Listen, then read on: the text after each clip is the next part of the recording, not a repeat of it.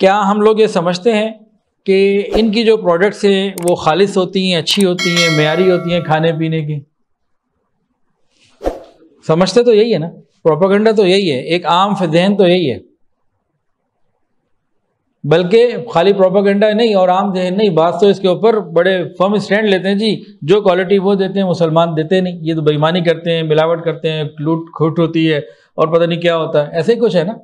تو کہتے ہیں جی وہ جو دے رہے ہیں وہ چیز ٹھیک دے رہے ہیں۔ اب اس کے اوپر ہم کئی اینگل سے بات کریں گے۔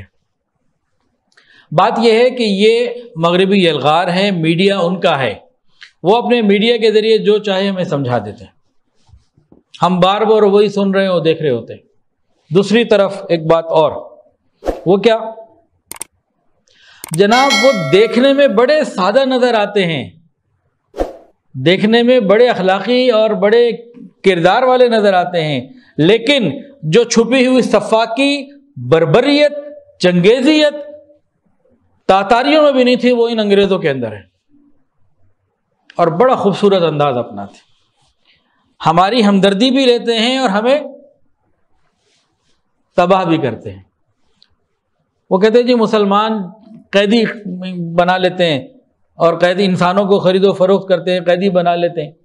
بھئی جنگی قیدی کو مسلمان اپنے گھر میں اپنے پاس کھلاتا ہے، پلاتا ہے، رکھتا ہے تو اس کی تربیت ہو جاتی ہے، بعد میں کلمہ پڑھ لیتا، ورنہ تو لوگ جنگی قیدیوں کو جان سے مار دیتے تھے، ایسے تو نہیں کسی کو بیچ سکتے، جنگی قیدی ہوتے تھے،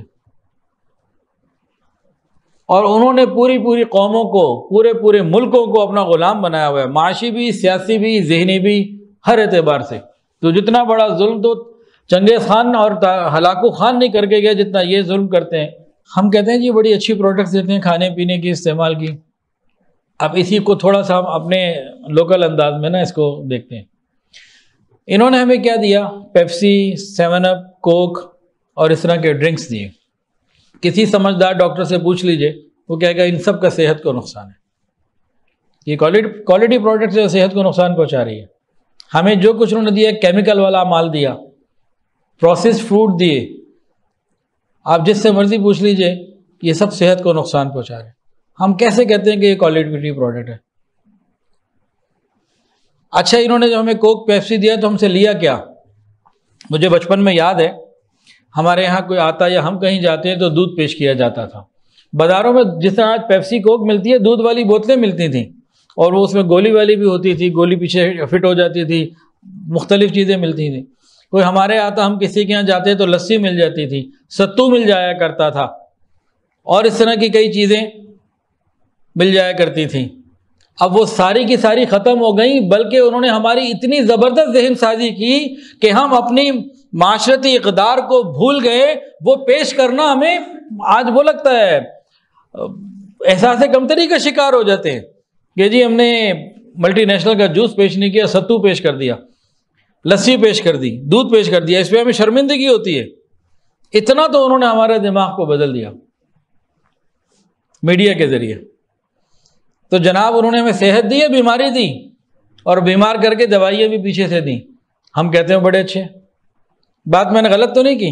دیکھیں آپ پڑھے لکھے سمجھدار لوگ بیٹھے ہیں، اس پوائنٹ میں اگر میں کہیں غلط ہوں تو ابھی مجھے بتا دیں،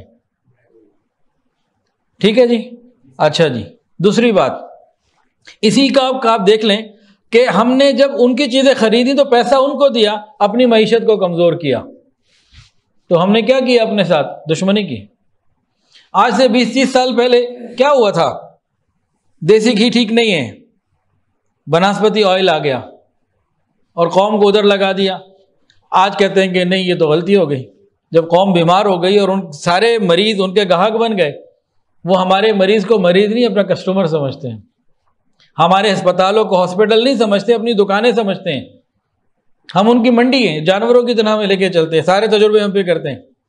اور آگے چلیں، حلال اور حرام، اس کا جو کانسیپٹ مسلمانوں کے پاس ہے، دل سے بتائیے کیا کسی کافر کے پاس یہ کانسیپٹ ہے؟ تصور ہی نہیں ہے۔ تو ان کی چیزیں پیکنگ بہت خوبصورت، ذائقہ بہت شاندار، اور اجزاء بھی ہم کہہ لیں چلو اچھے کچھ آ گئے، لیکن اللہ کے بندو یہ تو بتاؤ حلال اور حرام اس کا تصور تو وہاں ہے ہی نہیں۔ وہ کتنی چیزیں حرام ہمیں کھلاتے ہیں اور کتنی خود کھاتے ہیں۔ سور کی جتنی فارمنگ آج ہو رہی ہے بہت بڑی تعداد میں، اربوں ڈالرز کا سالانہ کام سور کی فارمنگ کا ہے، وہ ملٹی نیشنل اپنی چیزوں میں کھلاتے پلاتے۔ پھر ذبیحہ مسلمانوں کا ایک خاص طریقہ ہے، اور اس کا خود مسلمان ہونا بھی ضروری ہے۔